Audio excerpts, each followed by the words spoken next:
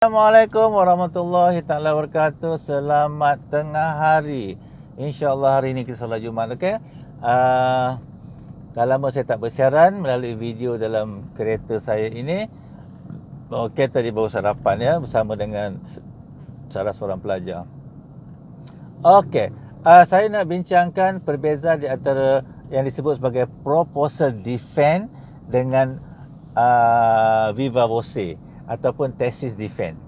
Okey, pada hemat saya, proposal defense adalah perkataan yang tidak tepat digunakan untuk menggambarkan situasi keadaan tersebut.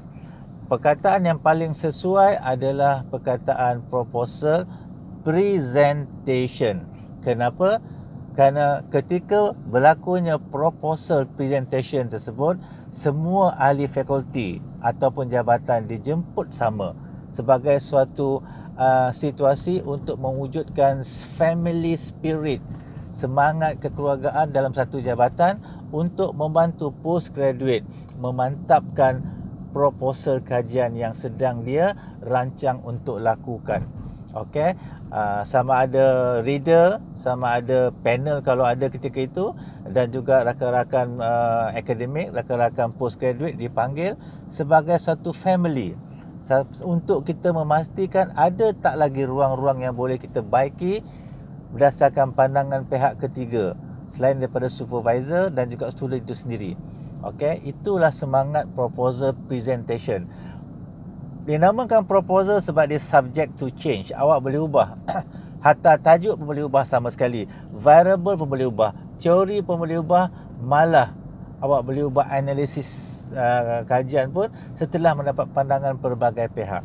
Sebab itulah proposal presentation adalah satu situasi yang patutnya memberikan kita suatu kelegaan. Selepas kita panggil semua ahli fakulti, kita panggil pakar-pakar dalam fakulti kita untuk beri pandangan, sepatutnya itulah kajian yang mantap untuk kita lakukan. Tak kisah ada perubahan, tak ada perubahan, bukan isu yang besar. Yang paling penting kita present untuk memberitahu inilah cadangan kajian yang akan kita lakukan supaya semangat kekeluargaan dalam fakulti itu dapat memantapkan apa yang bakal kita lakukan. Dan ini berbeza bila kita dah siap tesis. Viva voce, di mana kita perlu mempertahankan kajian yang kita lakukan sebagai seorang yang telah mendapat data, yang telah pun melalui proses proposal presentation. Tibalah masanya kita untuk mempertahankan. Kerana apa? Kerana data tidak boleh, it's not subject to change, tak ditukar data dah. Teori pun kalau kita nak tukar pun dia akan jadi major atau minor correction. Jadi ketika itulah kita mempertahankan kajian kita, dinamakan viva voce ataupun oral defense ataupun oral examination. Maka sesuailah kita katakan sebagai thesis defense.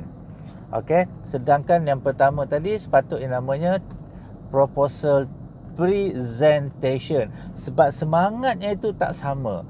Semangat semasa kita buat proposal presentation tu adalah semangat untuk membantu dan memantapkan pelajar dalam fakulti yang sama.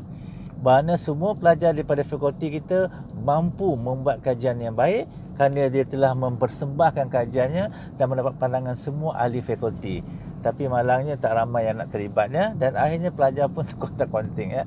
Jadi saya nak bezakan dua perkataan ini. Sebab itulah bila kita buat PD yang dikatakan proposal defense itu, sebenarnya lebih layak disebutkan proposal presentation.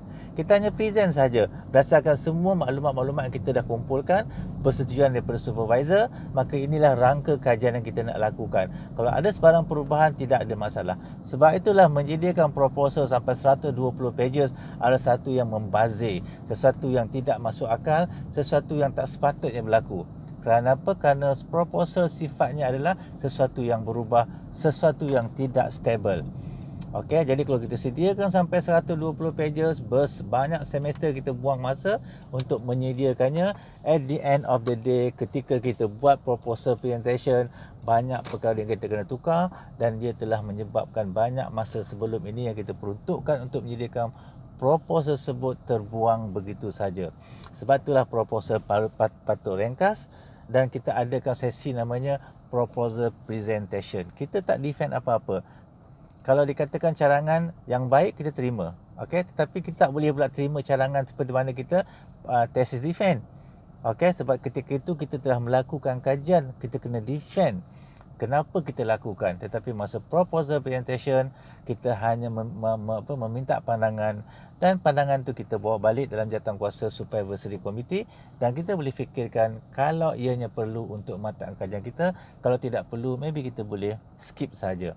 Sebab itulah perkataan proposal defend itu tidak sesuai. Dia lebih sesuai digunakan perkataan proposal presentation. Dan perkataan viva voce itu memang sesuai lah untuk thesis defend. Okey, itu sajalah. Sebab apa? Sebab insyaAllah akan sampai masanya benda tu akan berubah. Okey, dan lebih senang, umpamanya lebih selesa pelajar, lebih suka pelajar, lebih lebih relax kalau kita katakan bahawa proposal defend itu sebenarnya adalah proposal presentation. Dan ketika itulah kita menunggu-nunggu komen daripada pihak lain. Dan kita pun tak stres lah nak tahankan apa-apa. Okey, cuma kita bawa balik setelah dibincangkan, maybe sesuai, maybe tidak sesuai. Kalau sesuai, kita rombak semua. Kalau tidak sesuai, maybe kita buat sedikit amendment di mana yang sesuai, asalkan akhirnya kita boleh melakukan kajian yang lebih baik daripada kajian sebelum kita lakukan proposal presentation tersebut. Okey, itu saja daripada saya. Okey, Assalamualaikum warahmatullahi wabarakatuh. I love you. Bye bye. Muah.